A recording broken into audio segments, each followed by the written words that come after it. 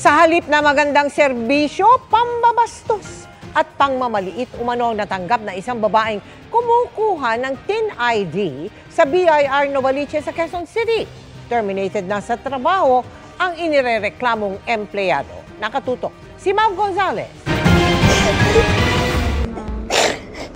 Napagulgol na lang ang babaeng ito sa videong ipinost sa TikTok matapos umanong maliitin at bastusin ng isang empleyado ng Bureau of Internal Revenue o BIR habang kumukuha ng kanyang TIN ID.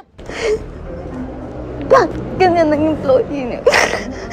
Report mo. Ano ba yun? Bakit Magre-resign. nasa government kayo? Magre-resign. Grabe. Grabe. Ang tulong mo. Ang tao.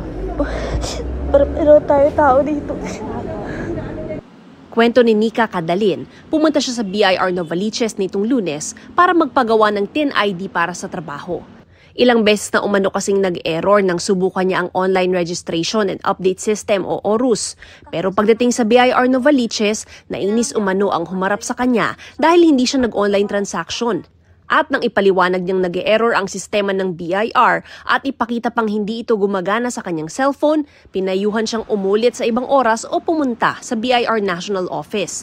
Ayon kay Nika, maigsi ang PC ng empleyadong nag-asikaso sa kanya na batay sa mukha na papikit-pikit pa umano ay nagpipigil ng inis. Higit dyan, Nakaka-insulto lang na all throughout our conversation, nag-i-English talaga siya.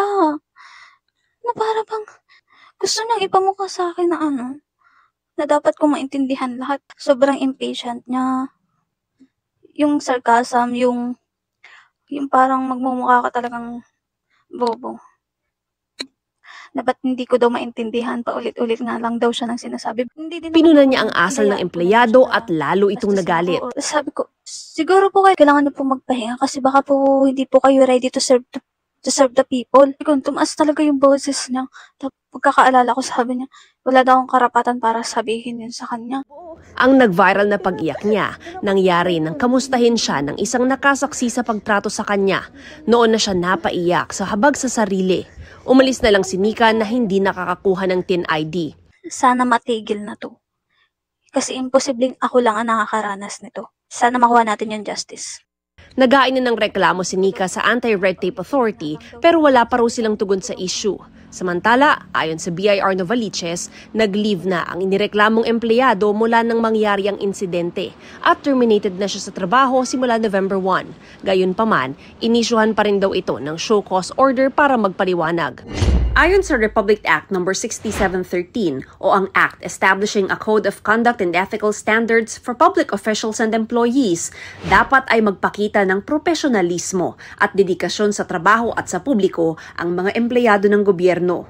Dapat ding lahat ng government employee ay magalang at maagap sa pagtugon ng pangangailangan ng publiko. Maaari namang tumawag sa hotline 8888 ang publiko kung may sumbong laban sa mga government employee. Para sa GMA Integrated News, Mav Gonzalez, nakatutok, 24 oras.